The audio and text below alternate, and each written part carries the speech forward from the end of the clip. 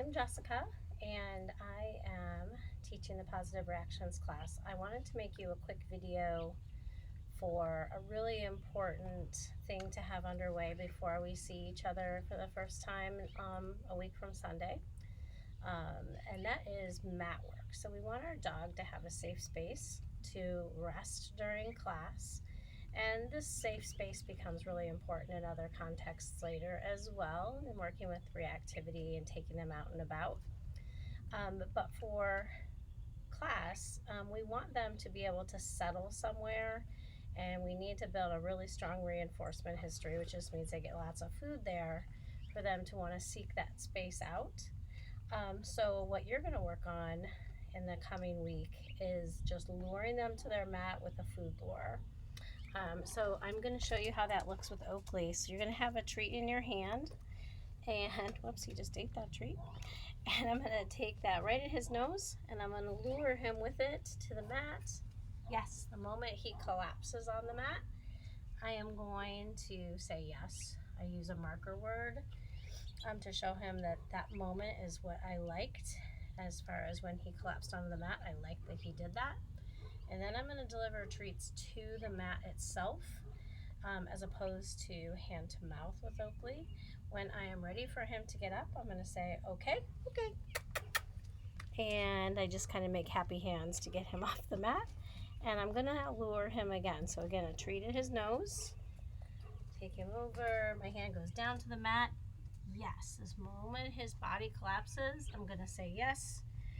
And I'm going to deliver several treats to the mat. And then I say, okay.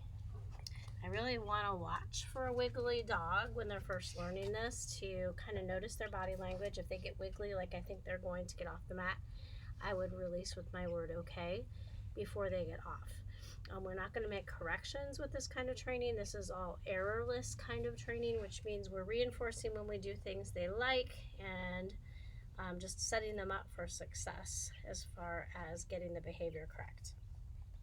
Now, if your dog does not fold into a down nicely like Oakley did, that's totally okay. You can lure them over to the mat, take the treat overhead, and usually when their nose goes up, their bottom goes down, and we can lure into a sit without any cues. We don't want to ask for a sit. We want everything to be very kind of quiet with this training. As soon as they would get into that sit, then I can start to deliver the food to the ground again, to the mat, just like I would have before. And what often happens is it just becomes more economical for them to get the treats if they lay down. And so that helps to build a settle. Now I'm going to release him. He's getting all the little bits I dropped. Okay. And we'll try again. So treat in his nose. I'm luring down to the mat. Yes. And the moment he got there, I said yes. And again, delivering treats to the mat. I usually give 2 or 3. I'm giving more now because I'm talking to you while I'm doing this. And then when I'm ready for him to get off, I use a word like okay and happy hands to kind of get them off the mat. And then here we go with luring into the sit, if that's where you are at home right now. Yes. And then treat on the ground right away.